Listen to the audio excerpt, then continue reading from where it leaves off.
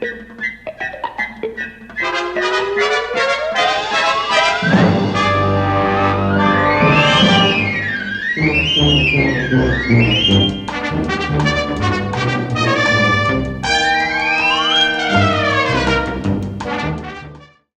everyone, thank you for coming to Pensacon 2022.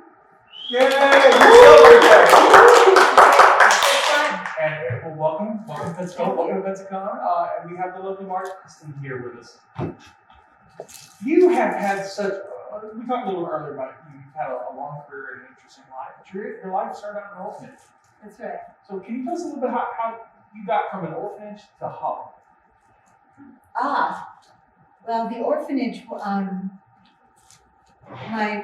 my birth mother was Finnish and was ordered to work in Norway by a German officer. And she hid her pregnancy from me because she was afraid that he would kill her and me with her. And she gave birth to me in her room. And immediately, she and her friend took me to the hospital, and where I was put into an underground orphanage. Because at that time, the Germans were taking the little blonde, blue-eyed girls and boys and sending them to Lebensborn, which placing them with wealthy German families. And So I was raised in that orphanage. Of course, the war ended. I was raised in an orphanage for 5 years, and came to the United States, adopted by Harold and Bertha Soderquist, my beautiful, wonderful family and parents.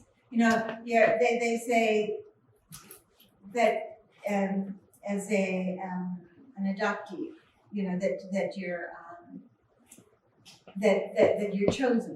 And I think for some reason, I think all children, when they come into the world, have chosen their family for one reason or another. And so I was raised in Michigan until I was 15, and my parents were both teachers, and my father took a sabbatical in Michigan, from Wayne State, from Detroit, To work on kindergarten. Yes, to work on a book for schools about Kierkegaard. And he taught people for their PhDs, and so he took the sabbatical, and my mother took the sabbatical from teaching in the 4th grade, and we moved out to California where her sister lived, my mother's sister, Esther. And I was sitting in a restaurant called Zuki's. It was a deli. And a man came up to me and said, "Are you interested in acting?" And I said, "Oh, I've never been interested in anything else," because my mother said that when I got off the plane, I walked like Charlie Chaplin. And I found that in the orphanage, because I was part German, that they called me the Nazi child. And so I thought, well, one way I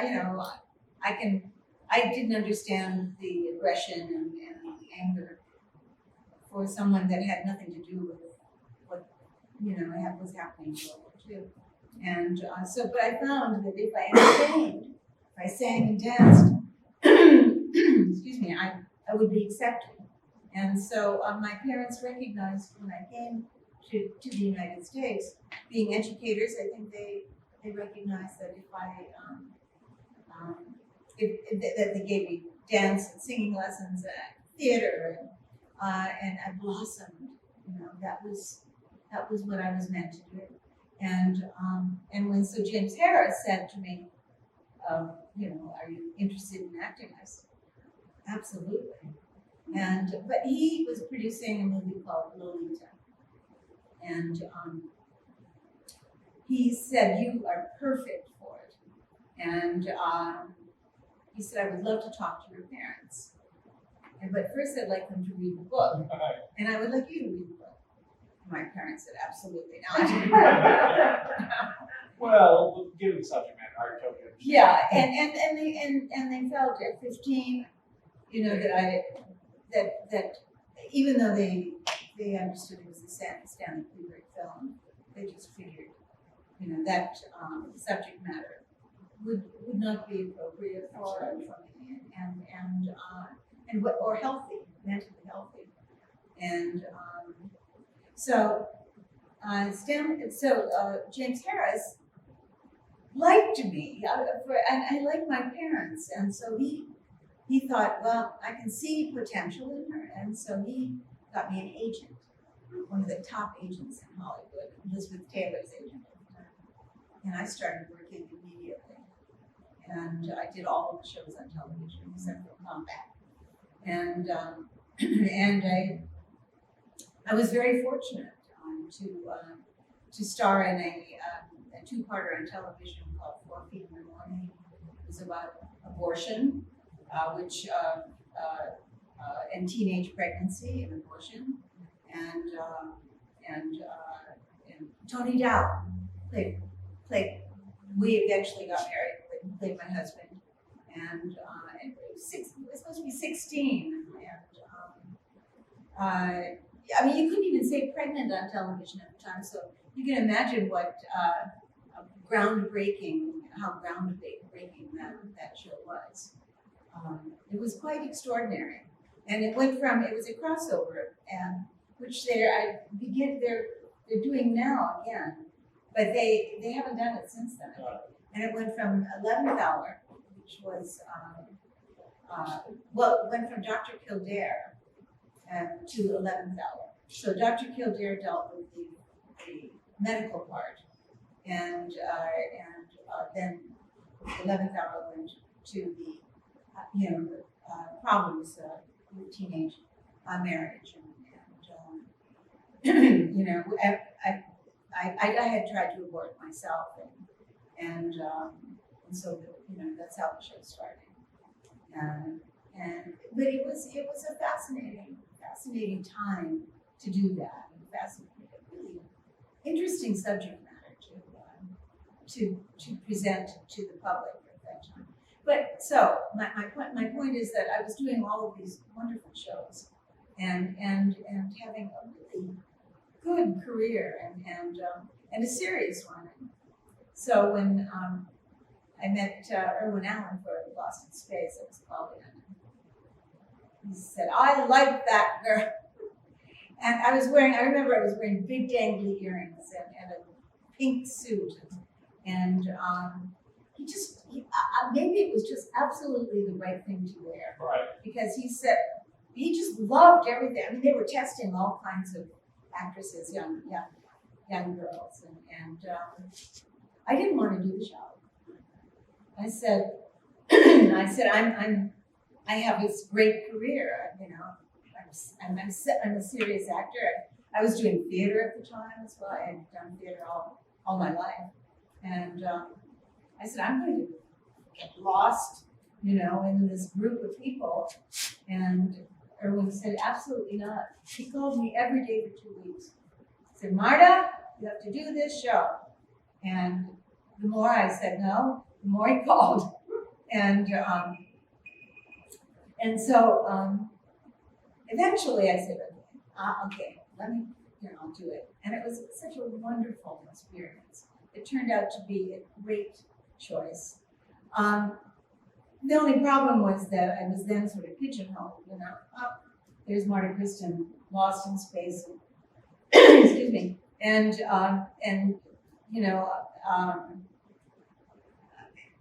my career sort of was stalled at that time. After that, but that was all right because I got married. I had a child. My daughter Laura was just wonderful, and so I had then again I got divorced, and I had to make a living, so I started working in other films, other venues. Hi, how are have I met you? Oh, you look so familiar. I'm sorry, you look like someone else. Excuse me.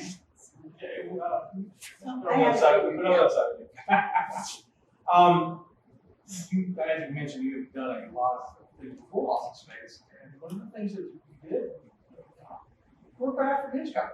Can you talk about working with Hitchcock? I know you and Billy Mooney has different stories because you wrote in the same episode. Yeah. You both have different stories. I'd love to hear your impressions of Hitchcock. Well, I sat at a table over there. He sat where I'm sitting, and he sat the whole time.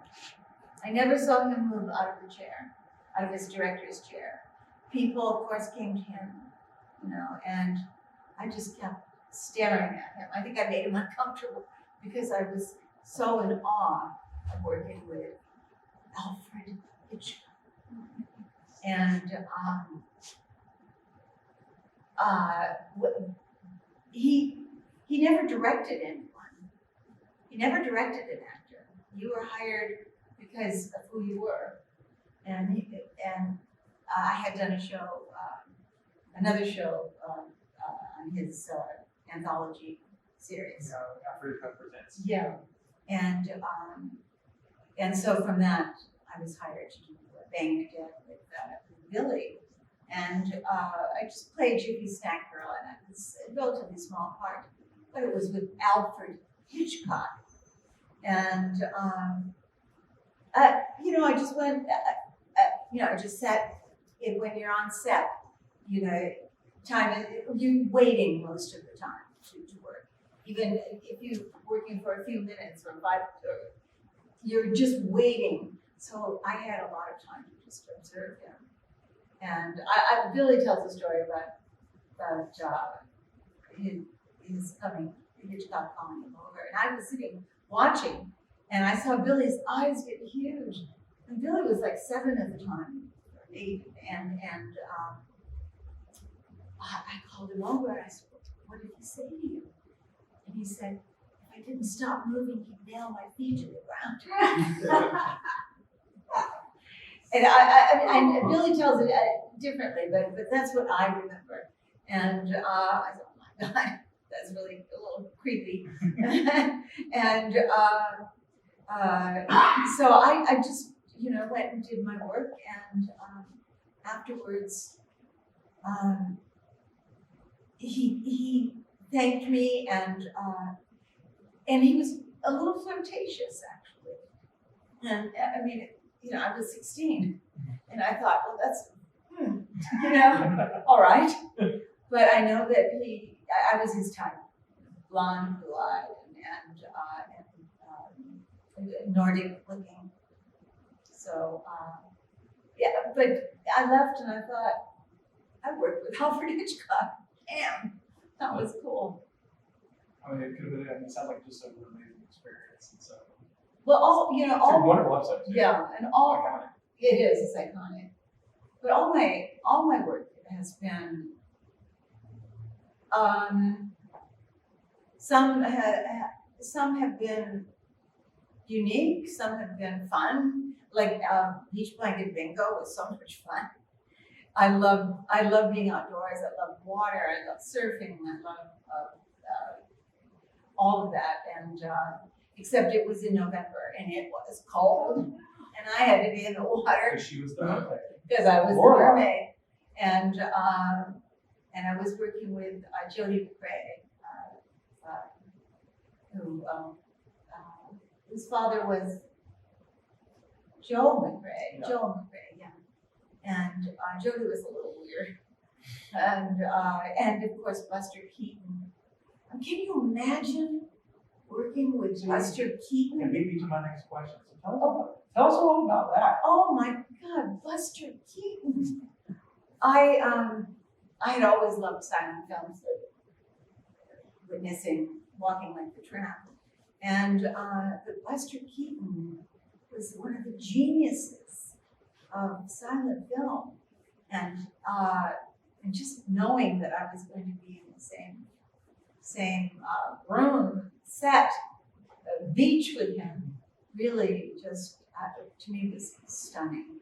And I just very gently went up to him and told him how much I appreciated his work and being a part of the industry, the the beginnings of film, and it was just a wonderful experience. And Frankie and Nat, they sort of kept to themselves, but I just saw Frankie at a charity event, and he's the same old guy. He looks like he's just stepped off of a Las Vegas stage, you know, the hair combed, and perfect.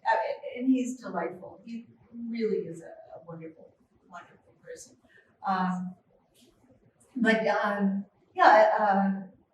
Asher,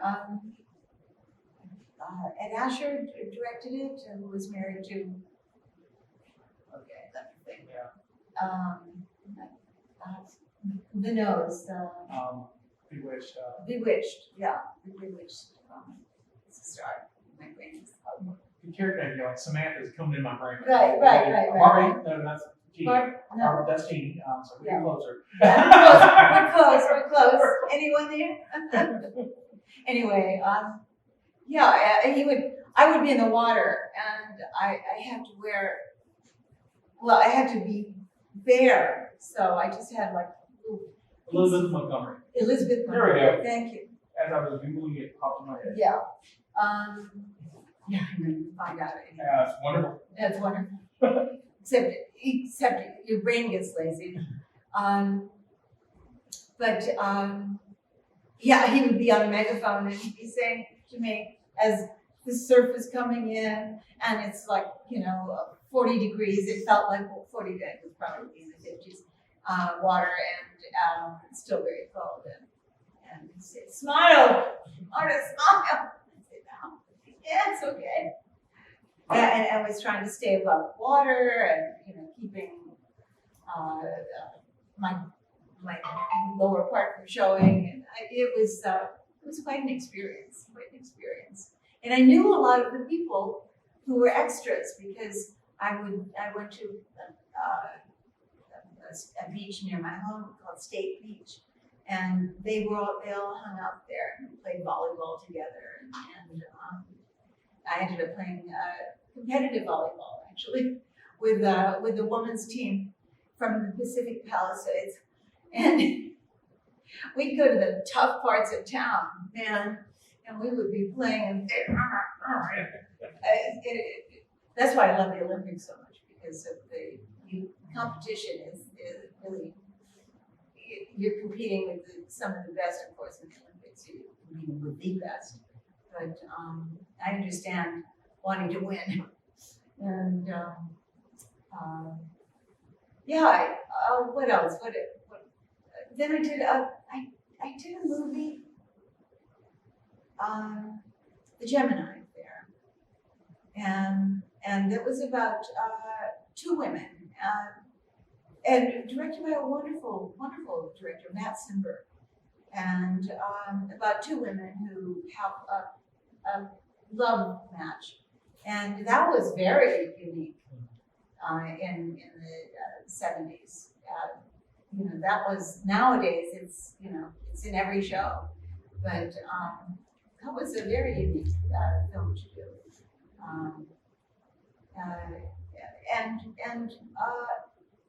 and challenging. It was challenging, but I was compared to Lee Ullman in my performance in that, and that was quite remarkable. I remember I had a monologue and I had to memorize it, and it was It was only 2 pages, but I did it in one take, and it was just so, wow, they were so glad, because that's always saves time and money.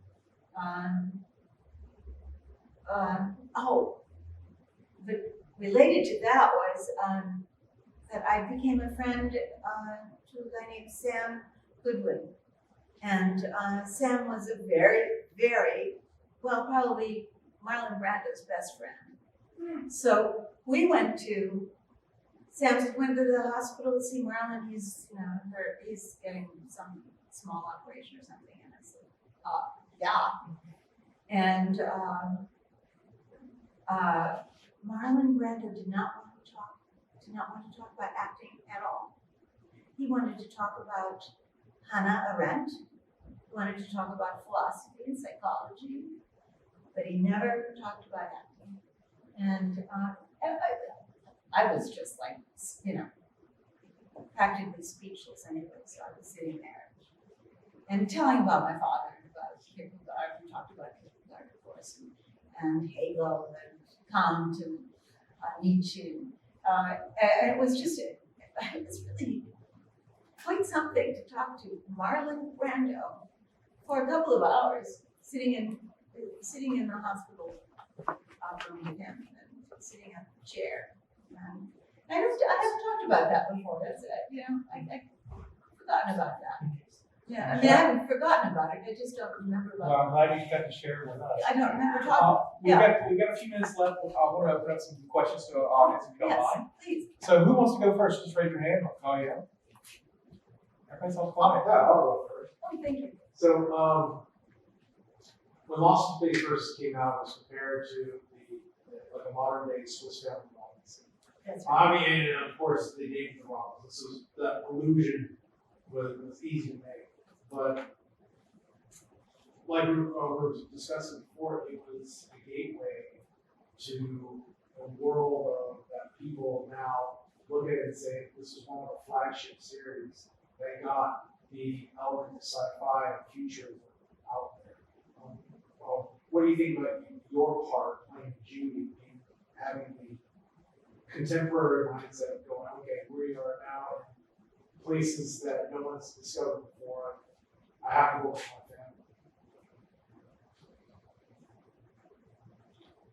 family.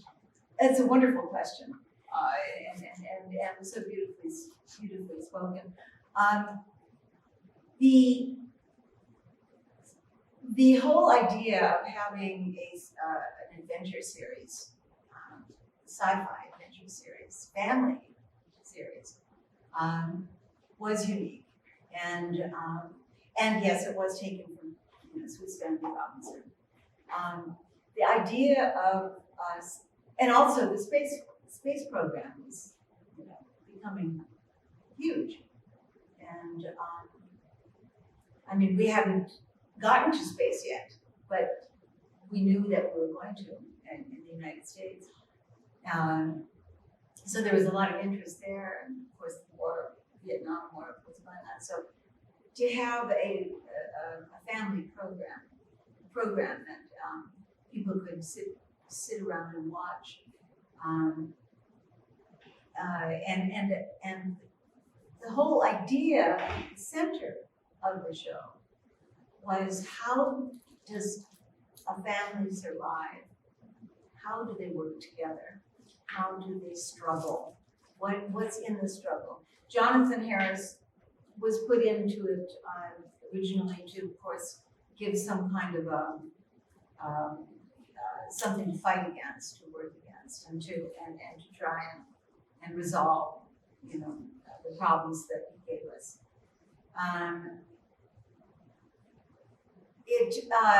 I think the initial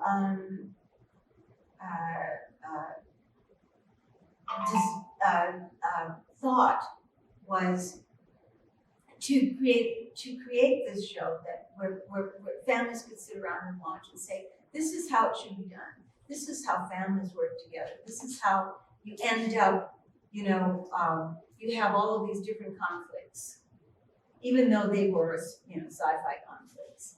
They're still the same conflicts that we deal with in our everyday lives, and that how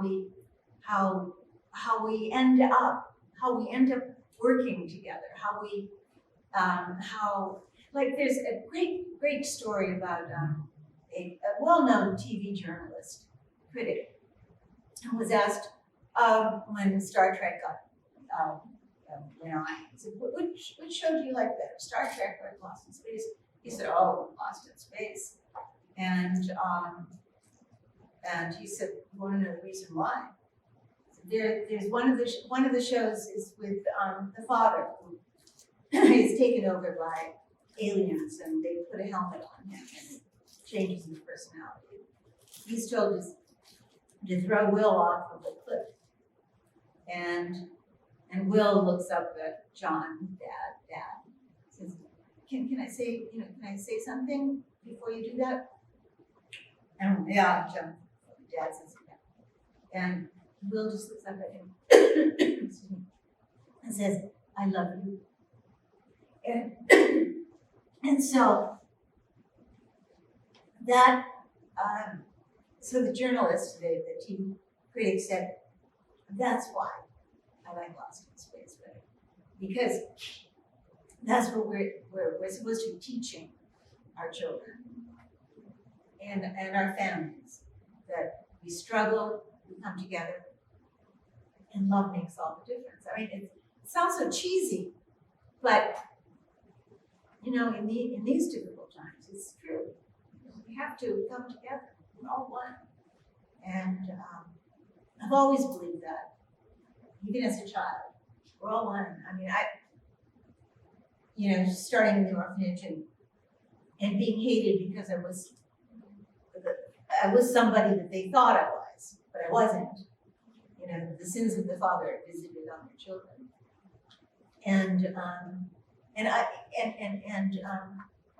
so to have that as the center, even though it wasn't apparent, even though that's not what people said, well, that's what it's about, but that was the center. And that's why people were drawn to it, and there still are. Okay, time for one I more. hope I answered that. You I don't know whether I did. No, you did. We have time for one more if anyone wants to ask a question. I just had one question. I watched what I could, because back then there were no repeats, you didn't get to go back. So I went back the last couple of months to watch, and episode 1 and episode 2 were almost identical. The only difference was Dr. Smith was introduced and the robot became me. Did you notice that as an actress doing the show? That was like, wow. Well, what happened was we did the pilot without Dr. Smith. And when they saw it, they said, we have to bring an adversary in. And you got foil. A foil, and that's what they did. So that's when they came back and for the second episode. I mean, the pilot was broken up into, I think, 3 or 4 episodes, and so they were able to introduce Dr. Smith in the second one. I was wondering how they were going to continue when I saw the first one. Yeah. And they crashed the ship. And Yeah. I'm like, well, how do you do the series if you crashed it on the first one? And then Right. I saw the second one. Right. And it was all over, and then the ship kept going. Yeah. Okay. Yeah. But that wasn't stuff I could go back when I was younger and say, I want to see this. Right. Well, there are a lot of, like when I'm the bad Judy and swallowed up my plants, the bad Judy, they never resolved where she went. She was done, and that, but, they didn't want to kill her off. She's still running around plants. Yeah. She's probably doing a panel somewhere in the plant. I hope so. You'd be lovely people. Last question for Joe, just from university. So, what are you enjoying watching nowadays? What do you like? Oh, what do I like? I don't watch a lot, because I'm an artist. I paint. I do improv. I had a theater, started a theater company, but that closed down a couple of years ago. But that was voted #1 small theater company by NPR, the best small theater company in Los Angeles by NPR. And but I like murder mysteries. I love the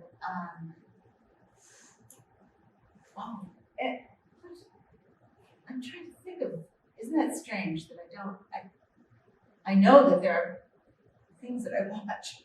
I watch too much news. My husband passed away a couple of years ago, so I watch too much TV. I have it on a lot, and a lot of news. But I like the British. I love PBS. I watch that all the time. I love all of the the Agatha Christie like shows that the whodunits, you know, I love whodunits. I'll watch any whodunit on, you know, whether it's, I watch Netflix sometimes, but, oh, I love Breaking Bad. Yeah. Oh, man, I love that. I love, I was watching Succession for a while, but, you know, they're not nice people. I don't care about them, So, you know? so who does work with Jared Craig? I do a little theater too. But who does some theater? Yeah, like farces and stuff. Yeah, yeah, yeah. They're great. So. I love, Jason, what is it? Not Oxnard, Ozarks. I love Ozarks because I love the actors. I mean, what better actors? Oh, quality, absolutely. Oh, Laura Linney's my favorite actress. I mean, she can do anything. And she's so truthful. You know, she's just right there, right there. So. Wonderful. Well, everybody give it up for she's at the Bay Center, and so If get you an can autograph. find me, I'm in a very small room. But get an autograph, get a photo. Love to have you. Thank Love you to see again. you. Thank you again for spending some time with us. Thank you.